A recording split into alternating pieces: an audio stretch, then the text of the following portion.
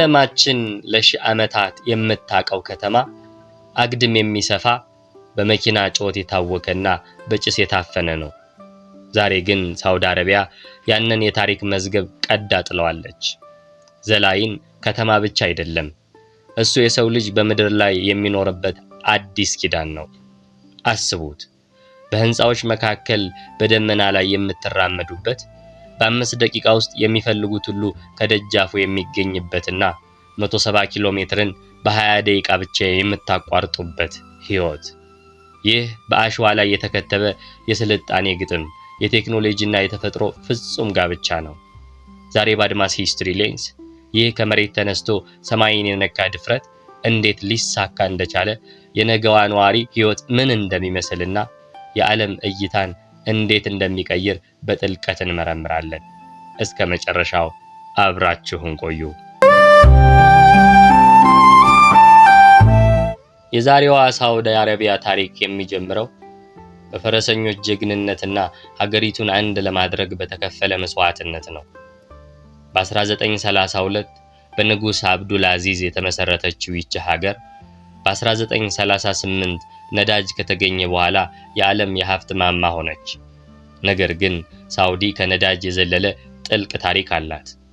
በጥንታዊው የንግድ መስመር ላይ የምትገኘው ሂግራ ከዓለት ተፈልፍለው የተሰሩ ድንቅ ቅርሶቿ የጥንት ስልጣኔዎች ምስክር ናቸው።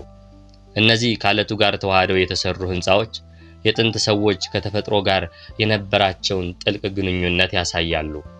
ዛሬ ሳውዲ ያንን ጥንታዊ የህንፃ ጥበብና ድፍረት ወደ ዘመናዊ ቴክኖሎጂ እየቀየረችው ነው። አሁን የምናየው ቪዥን 2030 ዕቅድ ሀገሪቱን ከነዳጅ ጥገኝነት አውጥቶ የዓለም የቱሪዝምና የቴክኖሎጂ ማዕከል የማድረግ ታላቅ ህልም ነው። ወደ ሳውዲ ማህበራዊ ህይወት ስንገባ አንድ የማይታለፍ የታሪክ ገጽ እናገኛለን። ይህም የኢትዮጵያና የሳውዲ አረቢያ ጥልቅ ትስስር ነው። በተለይም በሳውዲ አረቢያ የሚኖሩና የሚሰሩ ኢትዮጵያውያን እህቶቻችን የሀገሪቱ የዕለት ተዕለት እንቅስቃሴ የጀርባ አጥንት ናቸው። ኢትዮጵያውያን ሴቶች በታታሪነታቸው፣ በታማኝነታቸውና በደግነታቸው በሳውዲ ቤተሰቦች ዘንድ ትልቅ ቦታ አላቸው። ብዙዎቹ እህቶቻችን የሳውዲ ህፃናትን እንደ ወንድምና እህት በማሳደግ ባህላቸውንና ቋንቋቸውን በማጋራት የሁለቱ ሀገራት ድልድይ ሆነው ቆይተዋል። ይህ ግንኙነት ከስራ ባለፈ የባህል ልውውጥን የፈጠረ ነው። በሳውዲ ቤቶች ውስጥ የኢትዮጵያ ቡና መዓዛ ሲናኝ ወይም የሀገራችን ቅመሞች በሳውዲ ማዕዶች ላይ ሲገኙ ማየት የቆየ የታሪክ አሻራችን ምስክር ነው። አሁን ደግሞ ወደ ነገው ተአምር እንመለስ። ዘላይን በኒዮም ግዛት ውስጥ የሚገነባው የሳውዲ አዲሱ ፊርማ ነው። ርዝመቱ 170 ኪሎ ሜትር ሲሆን ስፋቱ ግን 200 ሜትር ብቻ ነው። እንደ መስመር የተዘረጋው ይህ ከተማ 9 ሚሊዮን ሰዎችን የመያዝ አቅም አለው። አስገራሚው ነገር ከተማው መኪና የለውም፣ መንገድ የለውም፣ ምንም አይነት የካርቦን ጭስ አይለቀቅም። ሰዎች ከቦታ ቦታ የሚንቀሳቀሱት በሰከንዶች ውስጥ በሚጓዙ እጅግ ፈጣን ባቡሮች ነው። ማንኛውም ለሰው ልጅ አስፈላጊ የሆነ ነገር፣ ትምህርት ቤት፣ ሆስፒታል፣ መዝናኛ በ5 ደቂቃ የእግር መንገድ ውስጥ ይገኛል። ከተማው በሁለቱም በኩል ሙሉ በሙሉ በመስታወት ግድግዳ የተሸፈነ ሲሆን በውስጡ የራሱ የሆነ የጸዳይ አየር ንብረት ይኖረዋል። ይህ ፕሮጀክት አሸዋን ወደ መስታወት፣ ጸጥታን ወደ ታላቅ የቴክኖሎጂ ስኬት የቀየረ የሰው ልጅ ታላቅ ድል ነው። ለዘመናት በረሃ ማለት ባዶነትና ሞት ነበር። አሁን ግን ይህ በረሃ የዓለም አዲስ የስልጣኔ ማዕከል ሊሆን ነው።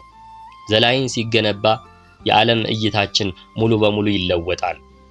የከተማው ነዋሪዎች መኪና አያውቁም፣ ጫጫታ የለባቸውም። እያንዳንዱ ነዋሪ በተፈጥሮ እቅፍ ውስጥ ሆኖ ቴክኖሎጂን የሚገዛበት ህይወት ይኖረዋል። በህንፃዎቹ መካከል ሰፋፊ መናፈሻዎችና ሰው ሰራሽ ፏፏቴዎች ይገነባሉ። ይህ ማለት በዓለም ላይ የመጀመሪያው የተፈጥሮና የቴክኖሎጂ ፍጹም ጋብቻ የሚታይበት ስፍራ ይሆናል። የነገው ነዋሪ በደመና ላይ እንደሚራመድ ይሰማዋል። ሳውዲ አረቢያ ከአለት ከተፈለፈለው ሄግራ ተነስታ በመስታወት ወደ ታጠረው ዘላይን እያመራች ነው። ይህ ጉዞ የአንድ ሀገር ብቻ ሳይሆን የሰው ልጅ የማይቻለውን የመቻል አቅም ማሳያ ነው። ዛሬ ያየነው ታሪክ ነገ የምንኖርበት እውነት ይሆናል። እናንተስ ምን ታስባላችሁ? በዚህ በመስታወት በተከበበና መኪና በሌለበት ከተማ ውስጥ መኖር ትመርጣላችሁ ወይንስ የለመዳችሁት ዓለም ይሻላችኋል? ሐሳባችሁን ኮሜንት ላይ አጋሩን።